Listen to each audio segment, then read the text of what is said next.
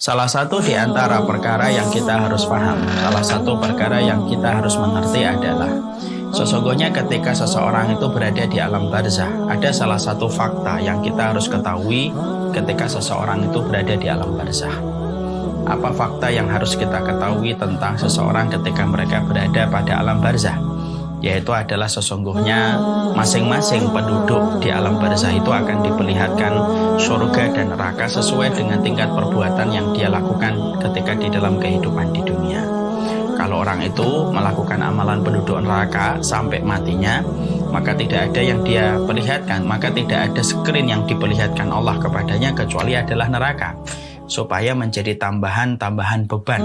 Selain dia merasakan adab yang dia dapatkan dari adab kubur, maka dia mendapatkan tambahan bagaimana kelak yang akan didapatkan dari bangko ketika di neraka, ketika Allah memperlihatkan kepadanya di alam barzah sesuai dengan amal perbuatan dia ketika di dunia. Kalau dia itu kemudian menjadi penghuni surga, kalau dia melakukan amalan penduduk surga, maka Allah akan memperlihatkan kepadanya surga. Allah perlihatkan kepadanya surga sesuai dengan tingkat amal yang dia lakukan pada kehidupan di dunia. Pada waktu dia melihat surga itulah tergambar rasa rindunya kepada surga dan tergambar rasa tenangnya, karena dia akan mengetahui akhir perjalanannya akan menuju kepada sebuah tempat yang diperlihatkan oleh Allah kepadanya ketika di alam barzah, yaitu adalah ketika dia akan berada di surga. Inilah salah satu di antara perkara yang kita harus paham. Mungkin ada yang bertanya, Ustaz, kenapa surga dan neraka itu diperlihatkan kepada penghuni alam barzah? Pertama, maka jawabannya adalah diperlihatkan karena memang mereka belum ditegakkan keadilan di dalam hisabnya, di dalam pengadilan Allah. Maka Allah belum menghisabnya, Allah baru memberikan ujian di dalam kubur. Maka Allah perlihatkan itu sebagai gambaran saja secara umum. Yang kedua, supaya menjadi tambahan kenikmatan dan bisa menjadi tambahan beban bagi mereka yang melakukan amalan-amalan penduduk surga, maka itu menjadi sebuah penenang dirinya, bahwasanya ketika dia di alam barzah itu tenang, karena nanti akhir dari perjalanan dia di alam barzah ini nanti akan berakhir kepada sebuah tempat yang Allah berikan kepadanya, yaitu adalah surga.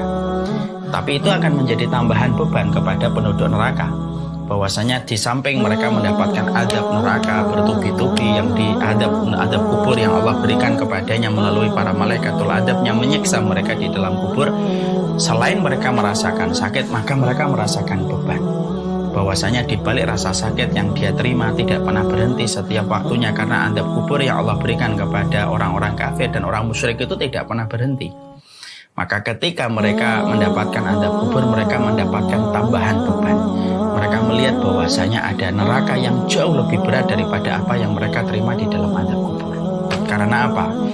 Neraka sama sekali tidak bisa disamakan dengan adab kubur, walaupun sama-sama mengerikan, tetapi tingkat perihnya neraka lebih berat daripada keperihan yang ditimbulkan dari adab kubur.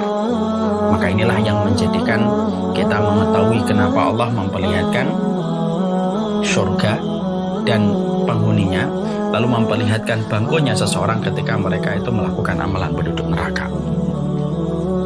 Maka kemudian Rasulullah SAW menyampaikan di dalam salah satu hadis yang sahih dari riwayatnya Imam Bukhari dari Ibnu Umar, sesungguhnya apabila seseorang di antara kalian meninggal dunia, maka akan ditampakkan kepadanya tempat duduknya pagi dan sore.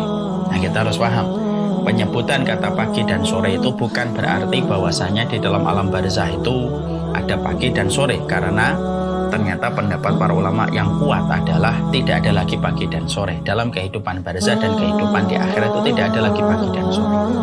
Pagi dan sore itu hanya berlaku pada kehidupan di dunia. Kalau sudah berada di alam barzah tidak berlaku kehidupan pagi dan sore, karena kehidupan pagi diukur dari sinar mentari, kehidupan sore atau kehidupan malam diukur dari sinar rembulan, dan itu tidak ada dalam kehidupan barzah. Jadi kehidupan barzah itu tidak ada pagi dan sore. Lalu kehidupannya apa waktunya, Ustaz? Hanya Allah yang tahu. Tapi kenapa kok disebutkan oleh Nabi dalam hadis riwayat Bukhari dengan kata pagi dan sore? Di dalam ayatnya juga disebutkan gudu wa ashiya, pagi dan sore. Kenapa ada penyebutan kata pagi dan sore? Maka sesungguhnya penyebutan pagi dan sore di dalam ayat dan hadis riwayat Bukhari hanya untuk memudahkan kita untuk memahami, karena itulah kebiasaan waktu yang sering beredar dalam kehidupan manusia. Ya, jadi Allah dan Rasulnya menggunakan kata keterangan waktu pagi dan sore hanya untuk memudahkan kita memahami apa yang Allah sampaikan di dalam ayat dan di dalam hadis tersebut. Tetapi hakikatnya, sejatinya di akhirat, di alam barzah itu tidak ada pagi dan sore, karena semua waktu itu adalah sama. Waktunya kayak apa Ustaz? Apakah waktu sebelum subuh? Apakah waktu habis duha? Hanya Allah yang tahu. Hanya Allah yang tahu, hanya Allah yang mengerti. Tapi yang jelas tidak ada pagi dan sore. Nah, tentunya kalau kita kembalikan waktu ya, bicara agak sedikit melebar, maka sesungguhnya waktu itu 24 jam yang Allah berikan dalam kehidupan kita tentunya tidak memiliki keutamaan yang sama antara satu waktu dengan waktu. Makanya tingkatan khusyuknya waktu yang kita rasakan itu kan beda-beda.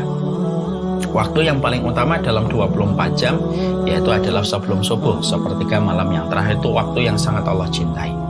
Makanya itulah waktu kita untuk menyadarkan diri kita terkoneksi langsung dengan Allah. Ketika yang lain terlelap dalam tidur, bangun, duduk, renungkanlah posisi kita di hadapan Allah dan fikirkanlah dosa-dosa dan kemaksiatan yang telah kita lakukan dan kita kerjakan. Ini sebelum subuh. Kemudian waktu yang Allah cintai pula habis subuh. Makanya kenapa subuh itu terasa tenang, menyejukkan, menenangkan, udaranya juga segar. Kalau bagi orang yang tidak memiliki ilmu, maka dijawab, kenapa udaranya segar? Karena belum ada asap-asap mobil yang keluar dari rumah. Betul juga, tapi bukan itu. Kenapa udara pagi itu selalu sejuk untuk dihirup, selalu sejuk untuk dirasakan? Karena sesungguhnya kita harus paham, udara pagi begitu sejuk karena belum bercampur dengan udara orang munafik yang belum bangun dari sholat subuhnya. Kemudian waktu setelah itu yang Allah cintai sholat duha. Waktu duha itu waktu yang Allah cintai. Kemudian lompat ke waktu asar. Nah, itulah waktu-waktu yang Allah cintai. Adapun waktu di akhirat tidak ada keterangan dia itu sebagaimana waktu yang mana. Apakah waktu kayak sepertiga malam, ataukah waktu habis subuh, ataukah waktu habis asar. Hanya Allah yang mengetahui jawaban dari pertanyaan itu. Maka kemudian di sini kita kembali, seseorang itu kalau meninggal dunia maka akan diperlihatkan tempat duduknya di pagi dan sore. Jadi tidak setiap waktu. Dia akan kemudian pagi, dia akan melihat, sore kemudian akan melihatnya kembali. Jadi tidak setiap waktu. Dan itu untuk memupuk rasa ketenangan-ketenangan yang akan dia peroleh dan dia akan dapatkan. Sama gini, gambarannya begini. Kadang-kadang kalau kita sedang mudik menuju ke rumah kita di kampung-kampung yang jauh dari Jakarta, dari Bekasi, biasanya dalam perjalanan mudik itu kita menemukan berbagai macam ujian. Macet yang luar biasa, kemudian berjam-jam harus berlomba-lomba dengan ratusan ribu orang yang juga ikut mudik, dengan berbagai macam konsekuensi yang kita harus bayar. Kalaupun kita ke bandara, biasanya juga antrinya luar biasa, pesawatnya penuh, antrian kita di bandara juga panjang, kita berada pada kondisi harap-harap cemas kalau kita ketinggalan pesawat dan lain sebagainya. Itulah yang selalu dirasakan orang ketika mudik. Tapi kenapa orang itu tetap ingin mudik? Ya karena mereka membayangkan betapa enaknya dan nikmatnya berkumpul dengan keluarga setelah 1 tahun mereka bekerja dan mereka tidak punya kesempatan untuk bercengkrama dengan keluarga dekatnya. Biasanya yang dilakukan untuk memberikan dan mengusir rasa bosan dalam perjalanan itu apa? Biasanya kita akan mutar video kita ketika kita di rumah, mutar video kita atau ngeliatin foto keluarga kita. Karena dengan melihat itu akan memberikan kekuatan supaya kita bisa melewati berbagai macam kesulitan yang kita hadapi di jalan dalam perjalanan mudik. Itu analoginya kayak gitu. Makanya kemudian Allah itu pengen sekali memberikan ketenangan kepada para penduduk surga ketika mereka melakukan amalan penduduk surga itu ditenangkan bagaimanapun mereka berada di alam barzah. Alam yang berbeda dengan alam yang dulu mereka hidup di dalam kehidupan mereka di dunia. Maka Allah memberikan ketenangan. Ketenangannya adalah ini loh tempatmu di surga. Akhirnya apa? Dia merasakan tenang. Nanti sering melihat kembali di surga. Dan pemandangan yang paling indah itu ya pemandangan di surga. Tidak ada yang mampu mengalahkan pemandangan ketika seseorang melihat bangkunya berada di surga. Kemarin kita kan sempat dihebohkan ya dengan sebuah pemandangan adanya gunung yang kelihatan dari Kebayoran. Apakah itu video, apakah itu foto benar atau tidak, saya nggak ngerti. Tapi ketika kita ngelihat video, foto itu nih, nampak itu tenang, tak nampak itu nikmat melihatnya. Pemandangannya itu masya Allah. Pemandangannya itu masya Allah. Kalaulah melihat gunung, kalaulah melihat mungkin pemandangan di Hawaii atau melihat di Lombok, banyak pemandangan yang membuat kita takjub ketika kita melihat video ataupun ketika kita melihat foto. Ketika dipotret sama orang yang pandai mengambil angle ketika dia foto, maka fotonya itu membangkitkan rasa kerinduan kepada tempat itu walaupun belum pernah datang. Itu baru konteks apa yang menjadi di dunia, dari pemandangan di dunia, apalagi di akhirat. Makanya kemudian Allah perlihatkan itu supaya memberikan ketenangan. Maka kemudian kalau dia tergolong ahli surga, maka ditampakkan kepadanya tempat duduk dari ahli surga. Jadi Allah melihatkan, nih loh kaplengmu kamu di sini. Ini kaplengmu kamu di sini. Maka kayak sama ya, kita mau masuk rumah gitu ya, mau beli rumah gitu di sebuah developer yang baru membangun, nanti ditunjukkan, nanti Bapak tempatnya di sini nih, yang di sini.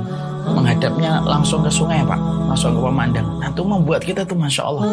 Jadi akhirnya pengen cepet, kapan Pak dibangun Pak? Kalau bisa secepatnya, jangan lama-lama.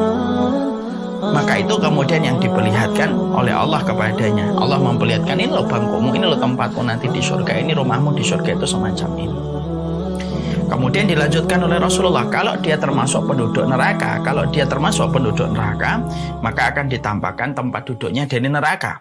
Dan akan dikatakan kepadanya, inilah tempat dudukmu di neraka itu.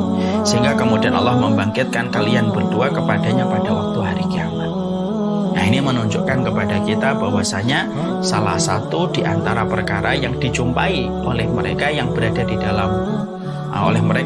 di dalam alam barzah, mereka akan ditampakkan, mereka akan diperlihatkan tentang bangkunya di surga, dan mereka akan diperlihatkan bangku mereka di neraka sesuai dengan tingkat perbuatan yang mereka lakukan dan mereka kerjakan.